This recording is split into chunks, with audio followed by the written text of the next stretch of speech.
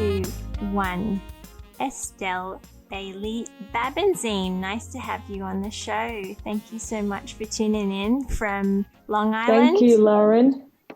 Yes, I'm on Long Island at the moment. Nice one. Yeah, Long Island, New York. How is it out there? It's good. I mean, honestly, I'm just in a little bit of small bubble, trying to get a little peace of mind from being in the city, and just the weight of everything that's happening at the moment has really been intense. Yeah. Exciting, but intense. It's occupying my mind fully. And I really feel for the world. Yeah. It's like it's like revolution time right now. This is a major change, a shift in consciousness for the world, a major shift. And we have an incredible opportunity to really make a big change, and it requires full-on effort and on everybody's part. So it takes a lot of mental space. Yeah. So we came out here for it's kind of like we're not going to be traveling on a family holiday to Europe this year. I'll have to go to Europe to see my mom, but she's not doing too well and she's a little ill. But I was like, this could be a little bit of a family break. So we just took a house out east for 2 weeks. And nice to have a piece of also, it's necessary. Yes. Part of me feels like a little, not guilty, but like I'm out here and I'm still working, actually. Brendan and I are still like full on every day. This is not a time for holidays. It's nice to get a bit of a mental break from, I'm not looking at the news as much, as not looking at Instagram as much, and try to take a couple of days off from that so I can give space to other things. Because ultimately, we still have to make sure we're hopeful. We still have to make sure we're like a bright, positive ball and force of energy in this world. And to do that, you have to restore yourself sometimes. Absolutely. I really feel like as creative people as well, like you definitely need downtime to recharge. Otherwise, you kind of lose that creative juju in your brain. Totally. Yeah. And that's why it's really important, I think, to meditate. And I've been off of my meditations lately, and I can see the difference because I've been so occupied with in action mode and busy. But yes, it's nice to get out here, just take a breather. And you just reminded me, just having this conversation, I'm like, I haven't meditated for a couple of weeks. Sometimes when I meditate every day, it's incredible. Like you just see this happening over time. And then if you start for a few days and you just like plateau, and then you're like, oh shit, something's not right. And, got to go back into that space. Yeah, you got to exercise that mindfulness muscle in your brain. Sometimes I feel like when you exercise, when you meditate a lot, you kind of feel like you're observing more than participating in life. And when you fall out of that. Oh. Who has a landline these days? With a landline. Old school. Amazing. It's crazy. I'm actually staying with my parents at the moment, and they have a landline. So people have landlines. Yeah, super old school. People have TVs and they have landlines. There's TVs in here too, massive ones. Well, the people that own this house, they're kind of like parents, I guess. I feel like I'm in my, grandparents' house. It's cute. Yeah, that's nice. Well, I'd really like to share with everyone kind of your career path, because it seems like you've been involved in a bunch of very creative, multi-dimensional aspects of things, and then you became an interior architect, which is that's what you work as now, as well as working on Noah. Can you share like how you kind of navigated that? Yeah. Well, it's just been one of those things where you just really get into. You eventually get to exactly where you're meant to be if it's something that you've always had in your mind. And sometimes we don't hear it immediately, or maybe we see it, but we don't. We get confused, I think, when we're young we have all these ideas of creative things we wanted to do, and I've loved all of them. But when I think back in it now, what I've always wanted to do, really, that's always been that little voice there. And that's now what I'm doing, you know, and I just had a journey to get there. Hi. You want to say hi, Sailor? Hey, Sailor. Matching mummy today. So she can't hear you because I've got these on, but that's her night dress, actually. Aww. Let her just let her watch a movie. But yeah, so I've always felt creative, and it was just more an exploration of that creativity. I think I loved fashion. I've always loved style. So that's what I started in. I went to Central St. Martin's, and I knew I didn't want to be a designer per se, but I just wanted to work in the creative environment of fashion. So you do design for the first year. It's a 4-year course. And then you do, it's like journalism, art direction, a lot of creative directions, just shoots, styling, branding, brand identity. That's basically what fashion communication and promotion is at St. Martin's. So I did that course. And it was cool, in a beautiful magazine, and you've done everything within it. I worked with a couple of fashion designers in London, men's high-end fashion stuff. And, you know, it was just, that world was so pretentious at the time in London. There was a lot of people on a lot of cocaine, and I didn't see any people of color at all. Yeah. And honestly, it was just quite deflating. Mm. Yeah. And it was really pretentious. Like fashion brands now, there's way more of them that come from, like yours, like ours, that just come from a different place completely. And you can feel that in the clothes. I don't think there were as many brands around at that time that reflected that. At least I didn't have access to them in London. And I was really like a little bit uninspired by that culture of it. As much as I loved style, that I couldn't find the industry around it, the people around it. It was super fake. And it didn't resonate with me. And I wanted to do something that I felt had a positive impact on the world. And what I saw was like all this fashion stuff. I was like, but how is it? It didn't feel soulful. It didn't feel like it was helpful. And then, I've always loved music. So as part of my 4-year degree course, I was asked, you have to do a work placement year somewhere. And I always knew I wanted to go to New York. So that was definitely, like, from a kid, I was like, I see myself in London and I see myself in New York. So I was like, I'm going to New York. And actually, I want to get a creative job that qualifies for my work placement year in university, but it isn't in fashion. I wanted to experience something else. So I looked for something in music. I got super lucky through a friend of a friend. And I was the creative assistant. I did a lot of non-creative stuff too for the head of a small record label and management company called Chiba Sounds. And we managed and also had signed D'Angelo and Mark Ronson and Nika Costa. And that was just at the beginning of the Voodoo album, recording of it. Wow. And, so that was an absolutely incredible experience at that. Yeah, I was like 21. And such a 20, maybe 22. iconic album too. Iconic album. So intense. And actually some of my best friends I met around that time. One of my best friends, Michelle, she worked with Lauryn Hill at the time, and we would be communicating all the time because we were trying to get this one song done. The song with Lauryn Hill on that album, the Roberta Flack cover, I think it is. So we were going back and forth. It was such a mission to get them in the studio together with their schedules at the time. But Michelle and I bonded over that, and that's been really cool. But anyway, so then I went into music to do this creative, express myself creatively in there, and I managed a group. And for me, it was all about being part of a music that will affect people and change people and move people. So I still felt I was kind of contributing to the world rather than just taking from it. And that was the idea.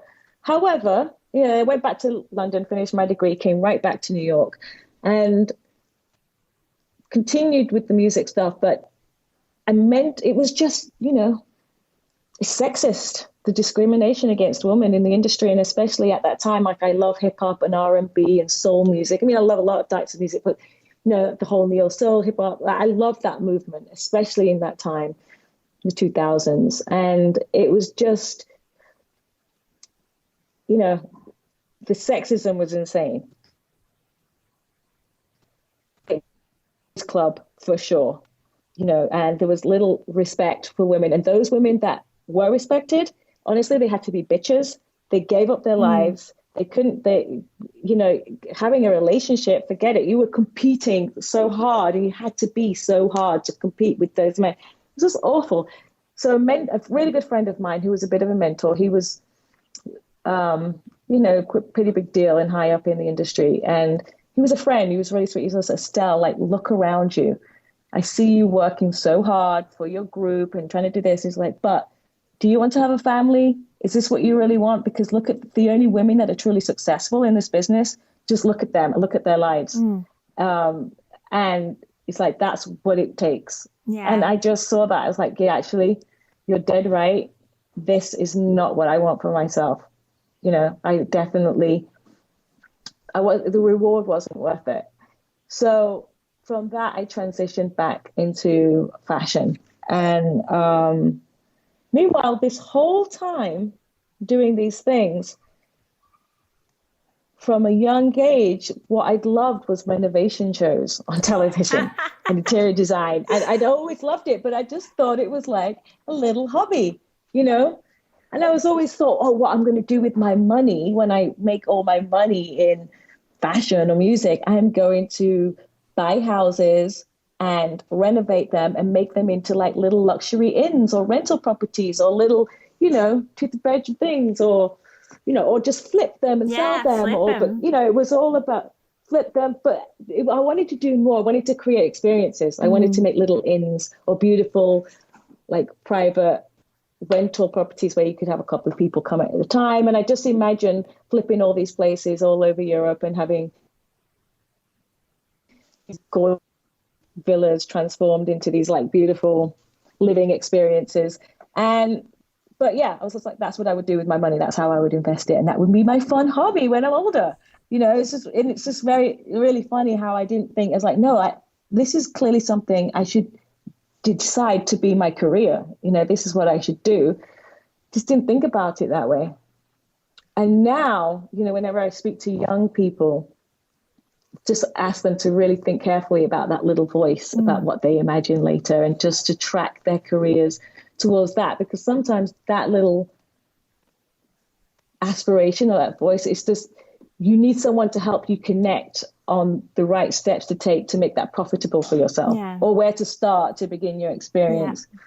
But, you know, I had a lot of interest, so it's easy to get distracted. You know, you love music, you love fashion, and I had such an incredible life. It was so fun, and sometimes traveling a lot. When like opportunities bounce up, you know, like you just, you know, like these are kind of once in a lifetime kind of things, and you just want to. You're like, okay, yes, like I'll dive into that. Yeah. And you just kind of get taken by that. But I can totally, I feel you when you say like, you get to a certain point and you're like, what do I really want in life? Do I want this one-dimensional career? Do I want to like turn into a different human that is inside me to compete and be at the top and be tough? Or do I want a family, or do I want to have more than, do I want relationship? Do I want to have a more full life? And I feel like with my brand, that's something that I kind of like, I'm always trying to figure out is like, I feel like, in Western society in particular, like women are kind of raised to be these kind of competitive, powerful career people. But like the feminine is not nurtured inside us, and it's I almost felt like feminine qualities were kind of like this second class kind of like, you know, quality that, like a weakness. Yeah, it was like a weakness, and now I've gotten to a point where I'm like, no, absolutely not. It gives your life so much richness and. Yeah, so it does. Yeah, totally. And it's beauty, and it's just like beauty. It's like the art of doing things, you know. Absolutely. It's that way, it's that balance of life. And honestly, that is the fabric of, that's like silk when it's so strong, like the fabric of the net that keep woven, it keeps it all together. And yeah, that was something I had to learn too, like through my journey. So how did you like go on to the interior architecture? Were you self-taught, or how did you get into that? Totally self-taught. Always had a bit of a, I'm creative, so you always have creative expression. You're an artist. You know how you want things to look and feel. For me, it's just a natural thing. It's a natural affinity. Like I go into a place, a restaurant, wherever I go, and I'm like, oh, that should be there. This lighting should be this. Why is it laid out like that? It doesn't make sense. You should have the tables there. And I constantly analyze everything super fast and think about how it all should be switched up and changed. And it was just an instinctual thing that I did that. So after I got, really disenchanted with the music industry, I went on to do a couple of other endeavors. I worked for myself. Like I've consulted with tons of brands. I even started a brand with an ex called Bill Willie and Team Humanity, which was all based upon the 5 principles of motivation, perseverance, truth, awareness, and open-mindedness. We went deep into what this brand represented, and we created a whole like youth ambassador program to empower youth. And it was like deeply rooted in consciousness and giving back. But it was like some special items. Like we had these 5 jackets that we sold at Colette, and it was like a whole thing. And then we had a sub brand, which he still does, called Team Humanity, which was more athletic stuff. It was for the youth. It was super cool. So my roots in like creating a creative brand, like had started then. And again, it went back to that need to want to sort of give back somewhat. And then, I did other creative art direction projects, but I also started working in stores doing visual merchandising as freelance. Fun. And it was like, it was good money. It was kind of fun, a lot of travel. Often you're working overnight through the night, like setting up the store. And it was really exhausting, but we were young. A few of my friends did it. So we had fun together creating dope stores. Last one I was doing it for was Donna Karan stores and DKNY, unfortunately, before they closed. But we worked with like several brands, and it was fun. And it definitely, and during that whole time I was doing that, I wanted to start a business, which was a store that was actually a whole house. And everything in the house is this idea before The Line did it and before a bunch of other places now doing it. I had this concept for years where I just wanted to create the house, and everything within the house is for sale, but I would have different people curate or be the buyers for certain areas. So, and not necessarily fashion buyers from other stores, but just people with really good style come on almost as a guest buyer and curate the men's wardrobe, like walk-in closet, and someone else to do the woman. This person I knew had the best taste in home goods, like linens and stuff. She loved that, and she was going to curate like the linen closet. So it was just like an experience where you could come in. I wanted to do a kitchen and have chefs come and do special meals that you just find out at the beginning of the week who's coming to cook, and then you make your reservation, or events, and just create a really dope space for all kinds of experiences that was designed, like the living room and the furniture within it. Everything is basically for sale, but you can, instead of having stock of stuff, you would just have it delivered. Yeah, and just the fact this would be more like a showroom. Right. And like the fact that so many people are involved, it feels very community. Like it feels like the heart of a kind of a community space. Like it's like, oh, you're my friend, you're really good at this. And actually, now at my age, I mean, I've come up against all my friends around me, and all my friends are in like these great positions. We've all come up together. So it would be even more easy actually just to do that, because really know all these people in these great positions that could contribute and do like amazing stuff, and artists. And so anywho, that was my concept. And at one point I was looking everywhere for a place. I did a business plan, the whole thing. And then something hit, some sort of recession or crazy something happened. 2008? Yeah, maybe. I'm terrible with years. I never remember any years. Let's I just say have a mental block for that. A recession. Yeah, it's probably around that. Yeah. Yes. And the visuals, merchandising, and design, I realized I really need to pursue the passion with interior architecture and experiential design. So I worked with a friend of mine, Chris Tierney, who's a really dope interior designer. He has a couple of bars which were beautiful. And he had a big project for a restaurant in Manhattan. He's like, come on and work on it with me. So we did it and did it together. It came out incredible. And I just realized, I'm like, shit, I'm actually really good at this. I need to really continue doing it. And it was fun. And then, Brendan and I got together just before that happened. And he always knew my aspirations. And he was at Supreme at the time. And I know he'd done Noah before. And I'm like, we've got to do Noah again. I was like, actually, you have to do Noah again. But I was so passionate about it. It sounded like we were doing Noah again. And so we did. And we just it's based upon both of our ideas. Like one of the amazing thing with Brendan and I, like when we first met, we were just like best friends for like 6 months before we actually got together. But we just shared the same principles and goals and this ethos. We want this. We want the same things. So how we get there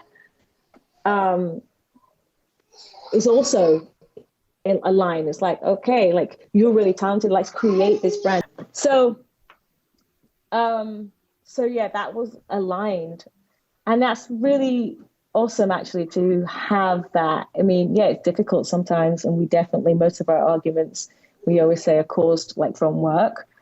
But the other amazing, beautiful thing is that we're on this journey together and we have this purpose together. And, ultimately it's really important. Yeah. And so it's good to be aligned. It's a journey and a mission, and at the same time we got pregnant and we had a baby. So, and I think it's interesting, like to have two sides, like, that's nature as well, like order and chaos, yin and yang. You need two sides to balance, like, otherwise sometimes I feel like if you are the sole kind of driver of a brand or something, you can become kind of like tunnel visioned.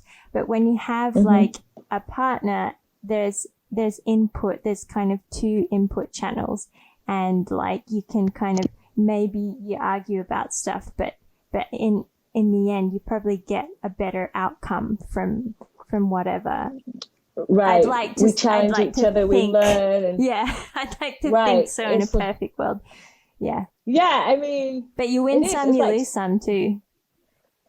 We do. And honestly, it's not so bad because it's, so the ethos of the brand and the ideas of what we do and how we represent ourselves and all that kind of stuff, and somewhat like the content, the creative content that we create, we work on that stuff together. But ultimately Brendan's the designer of all the clothing. Sometimes he asks my opinion for sure and I'll give it. Sometimes he doesn't ask and I give it anyway.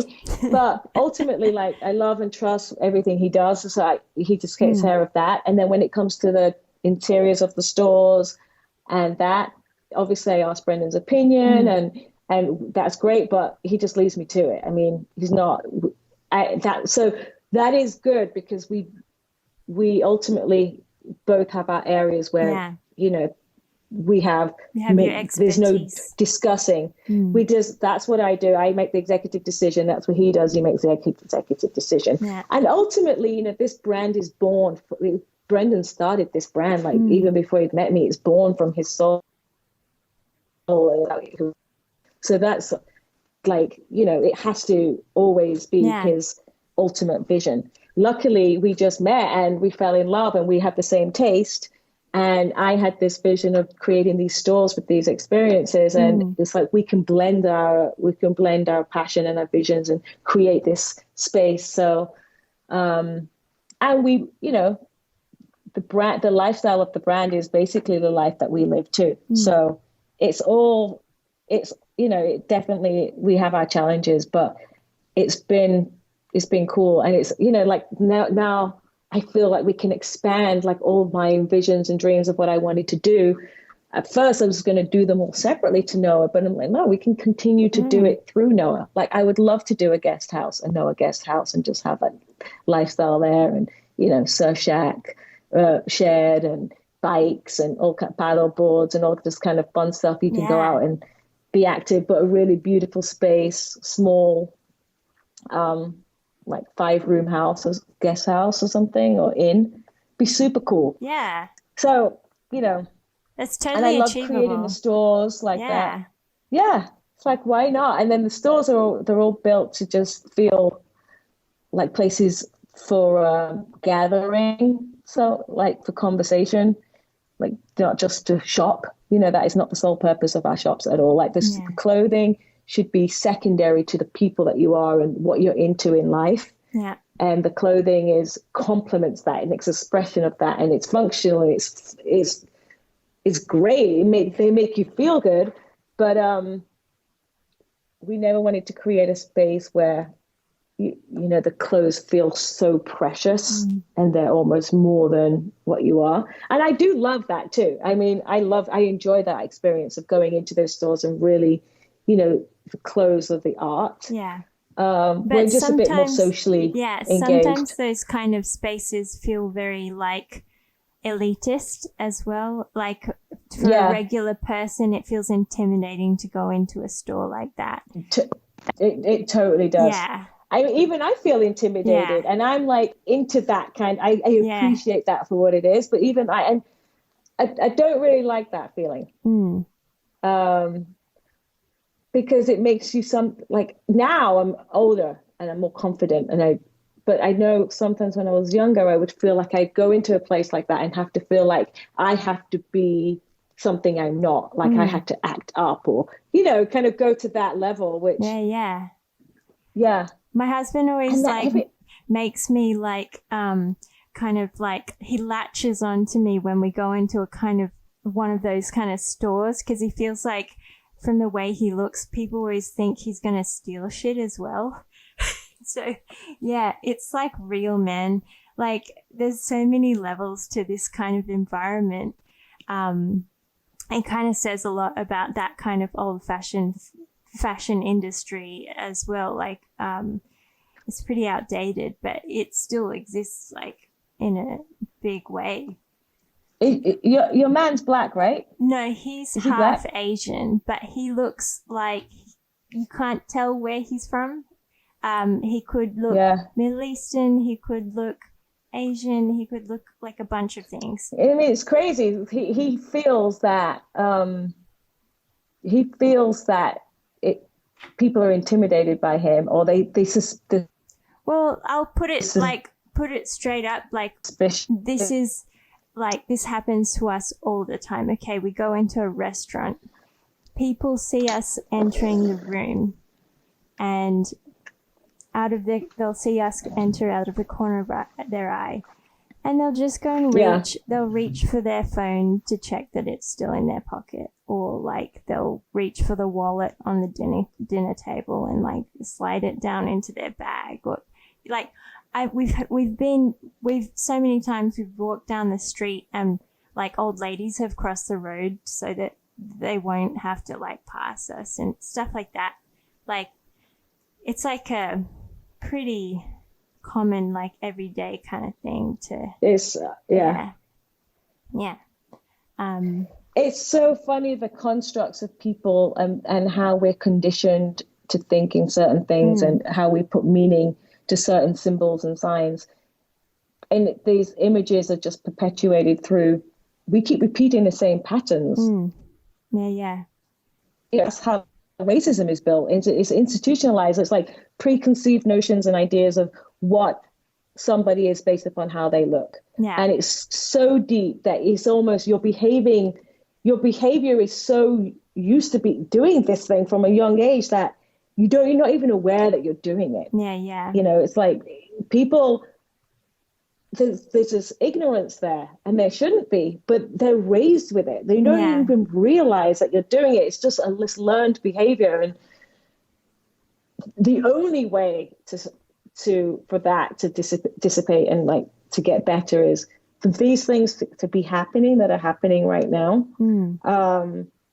Murders, that blatant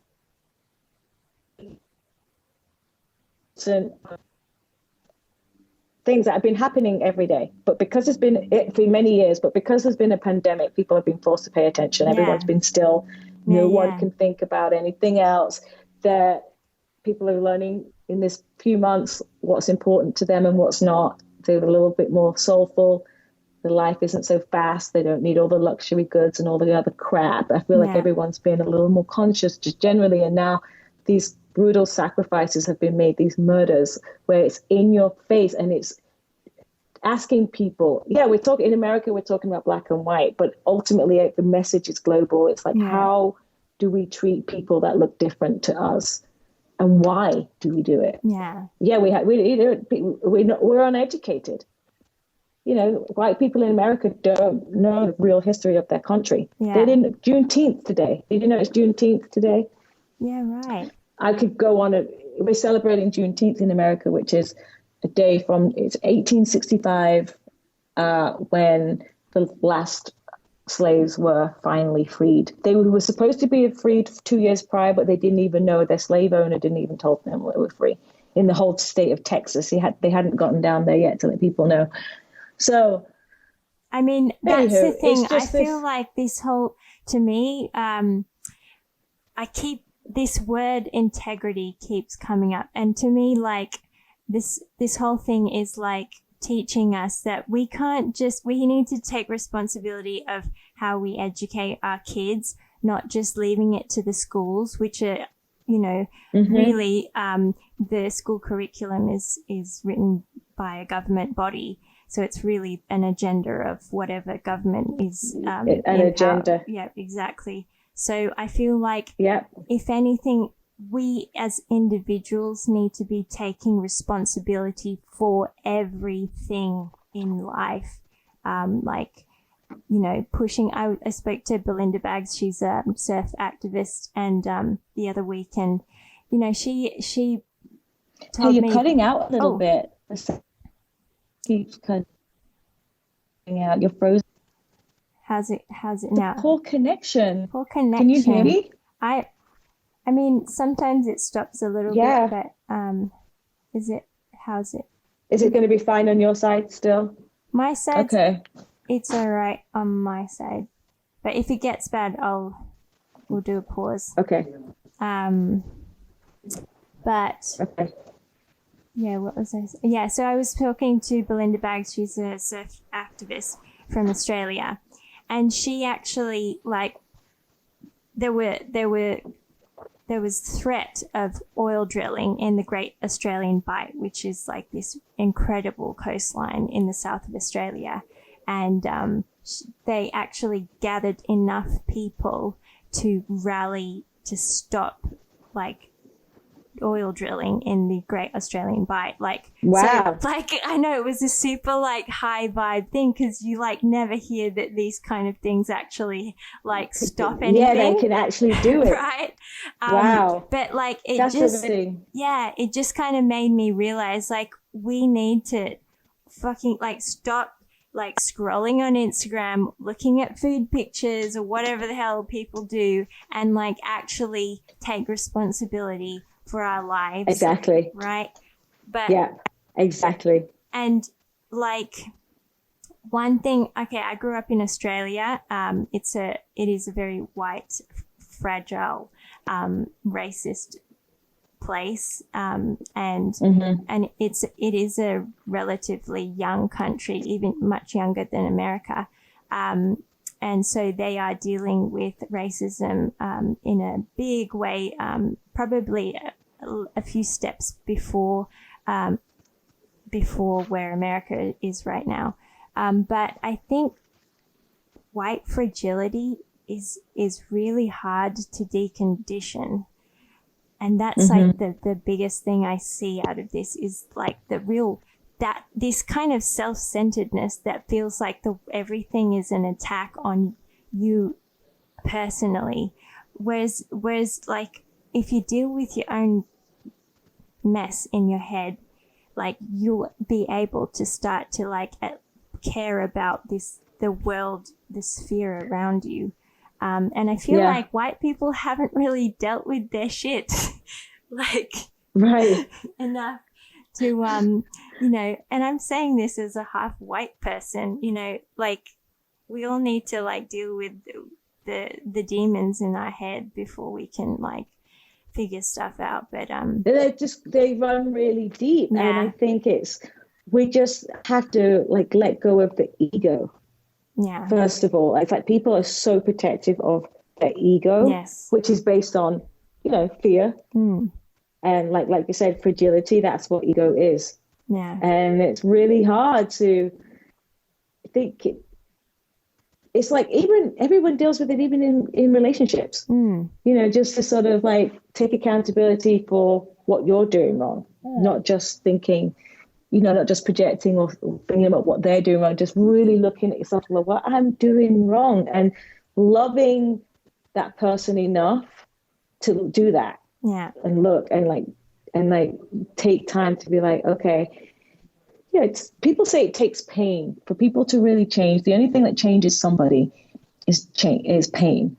And it's like when you're about to break up with someone and you're in so much pain, and the only way that person you have to change for things to really, for you to change and evolve as a person, the pain has to be so deep that you're like, what did I do wrong? How can I fix this? Like I'm fucked up.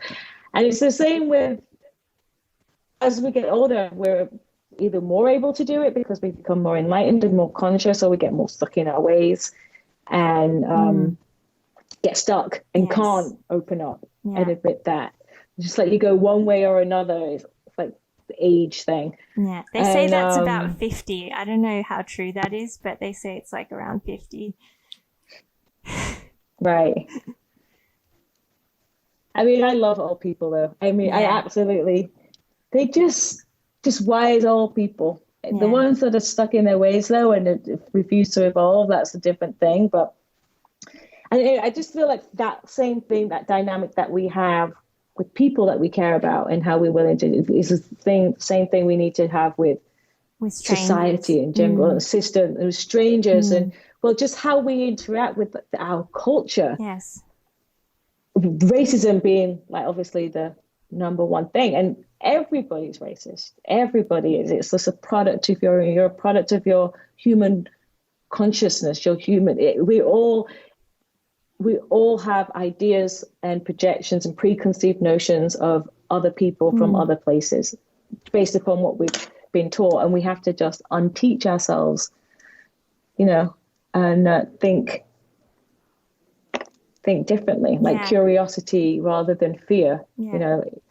Anywho. Yeah, it is a really heavy time right now. And you know, honestly, I think people are honestly afraid of the, you know, Black people, especially those, you know, like when you go to Africa. Have you ever been to Africa? No, I haven't actually. You got to go. Yeah. It's such an intense experience. It's not a holiday.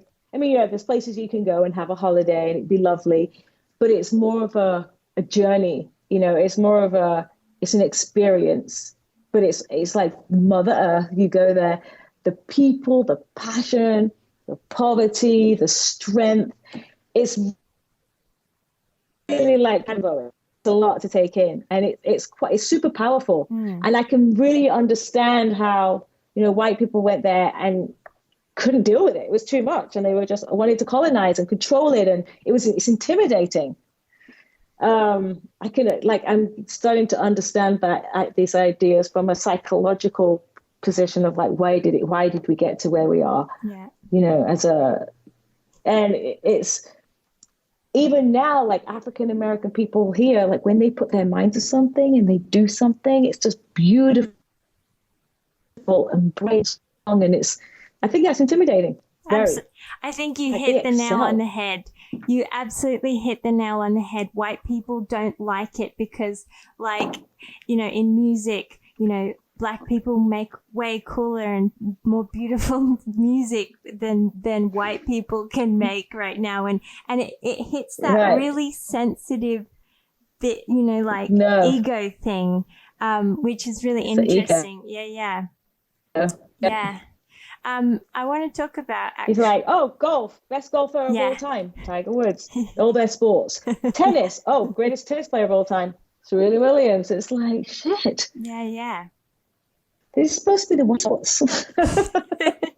Well, Anywho, sorry, carry on. One day I think, like, you know, we're all going to be so mixed and multicultural that, you know, that's my hope, but it's going to take generation. This will seem like the most limited, it's going to the way racism at some point, or that is going to be such an archaic way of thinking, like such low vibration intelligence. It's just like, what?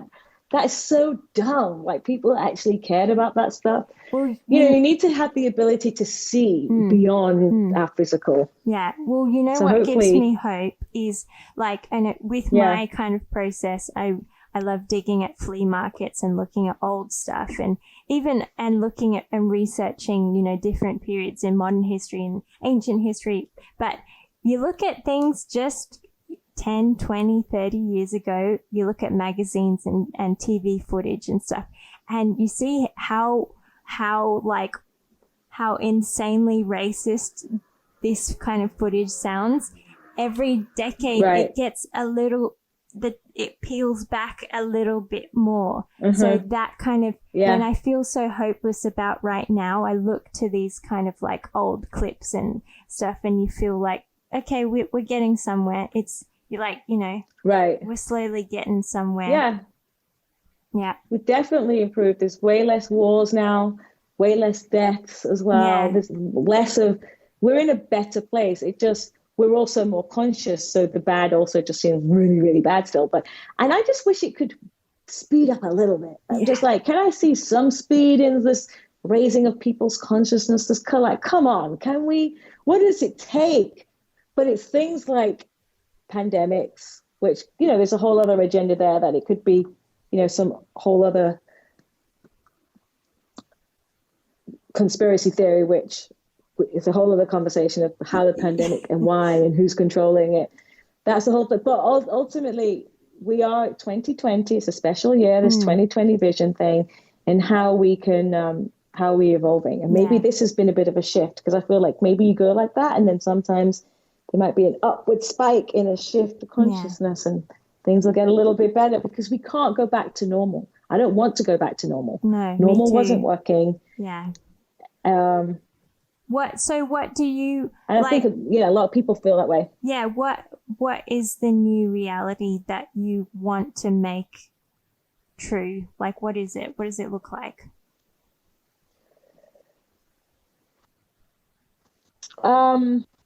I just want people to be more, operate from a point of win-win, kind of capitalism, different capitalism, win-win.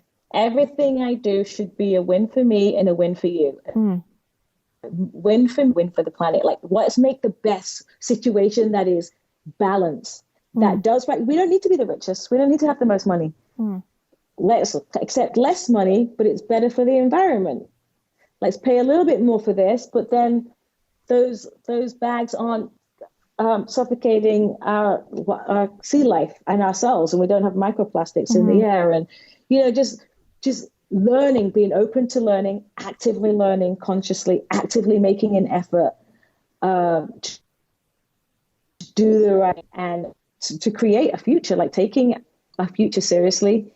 Caring, just truly caring for all living things, living in balance. Like, I think that's what everything should be. Every business should have a win-win. Like, we started our business this way, and I want every other business to do the same thing. It's like, you build your business plan around just producing it for the sake of producing, and growth for the sake of growth. It's just, what are you doing? All you're doing is filling the earth with stuff. Don't need. Let's think about, yes, people do need clothing. What's the integrity in those clothing? What is the purpose of the brand? Like, are you just taking from the earth? Are you being sustainably minded? like we can all exist and coexist. We have to find a better way to do it. So it's about being really environmentally conscious, thinking every choice that we make, and like people conscious, just being really aware of the choices and trying to build our vocations that have a purpose. So we know that ultimately we don't have to have a guilty conscience. Like we did our part. Everyone needs to do their part. Yeah. Because there's a lot of undoing of bad crap. And that's the human race. The survival of the fittest thing. No, I think it's survival of the survival of us, everybody, together, survival of the global community and the earth. Let's survive as planet Earth as one ecosystem. We're part of the ecosystem and we've just been killing it. Yeah. So yeah, that is survival of the nurtured. What I hope has come out of this. Yeah, the nurtured. Yeah. Let's nurture each other, not the fittest, but the nurtured. Yeah. That brings. Yeah. So, go ahead. Yeah, it just went. What you said just then. It kind of reminds me of. I don't know if you've heard of an economist. His name is Robert Reich. He wrote this book called Saving Capitalism. If you haven't. If you don't know about him, really should check it out. They made it into a Netflix documentary as well, so you can get the the Cliff Notes version on Netflix. But he explains that in the 70s and 80s, small businesses were a countervailing force to corporations. So they kind of there were enough small businesses to balance out big corporation, but now in 2020, there are just not enough small businesses because because lobbyists and government have kind of become corrupt in a nutshell, and corporation got way too big. So no matter, how hard you try, it has become very hard to have a small business, because small businesses are heavily taxed, and corporation has so many ridiculous tax breaks. It's globally, not just in America but globally.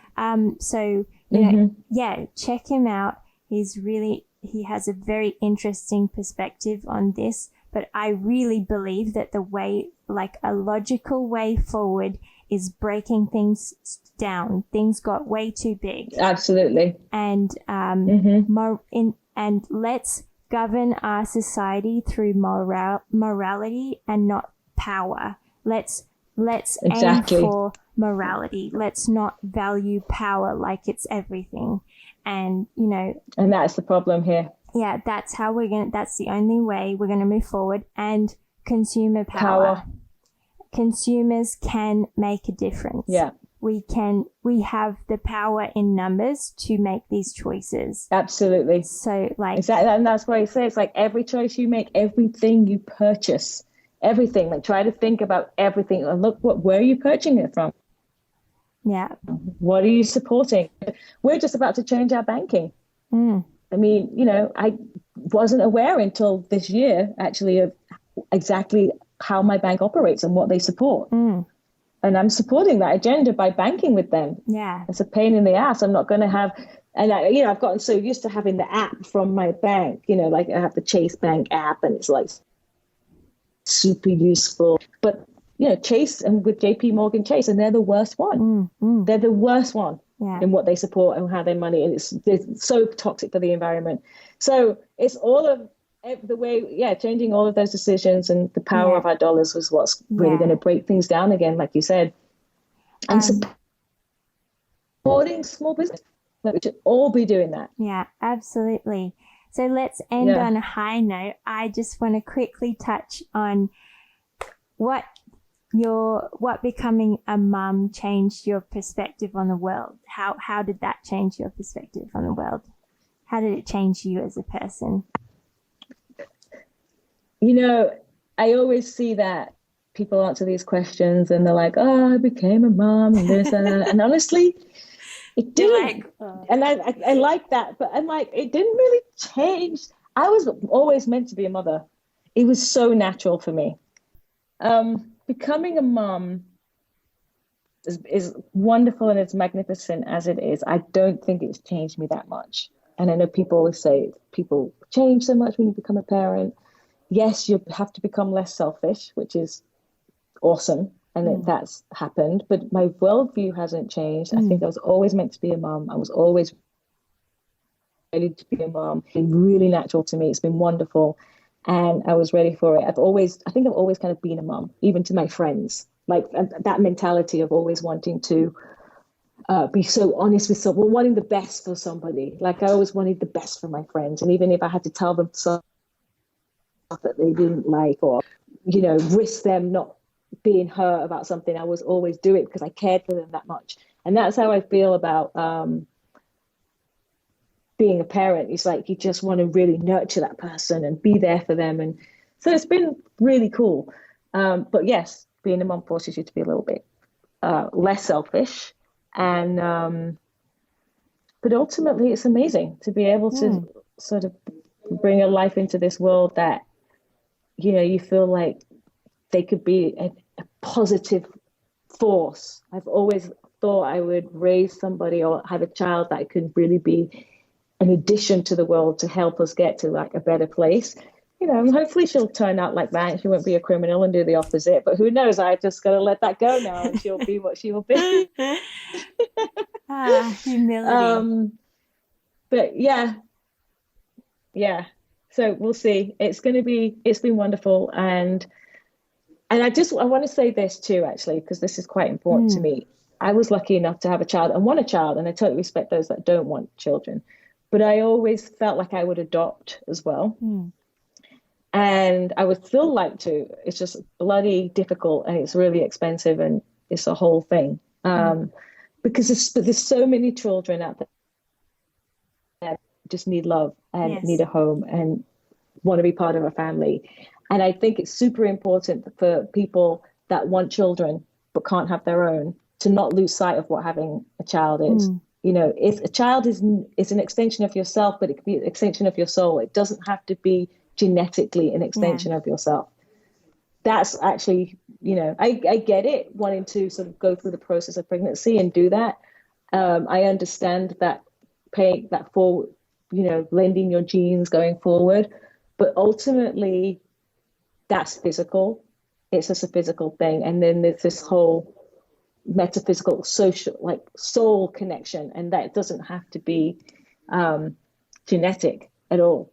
And this, it's really important, I think, for this, yes, people aren't as fertile, God knows whatever reasons, but there's still tons of kids. And I just really want to, I'd love to, I feel like just ask people to be more open to that. I feel like even if you don't adopt kids, there are so many kids in need who need like advice or mentorship or like, there are lots of at-risk youths out there who really need like someone to show them the right way. And you don't need to adopt them. Absolutely. You just have to share a bit of your heart with them, and your time. Right. Share your time. And that can be so powerful.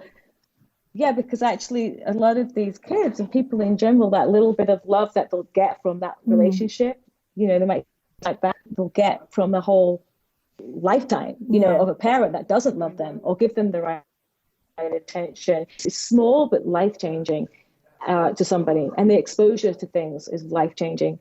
So actually it's like one of those things, you learn the influence of these small things, but ultimately love, the power of love and how that can really impact somebody is everything. So on the high note, just giving more love, finding more places to give the love is how we can be revolutionary and make this world. Well, thank you so much for spending your time. I love chatting with you. I could chat with you for hours. Absolutely. Let's do this another time. Well, if anyone wants to check out, what you're doing and stuff, how do they do that?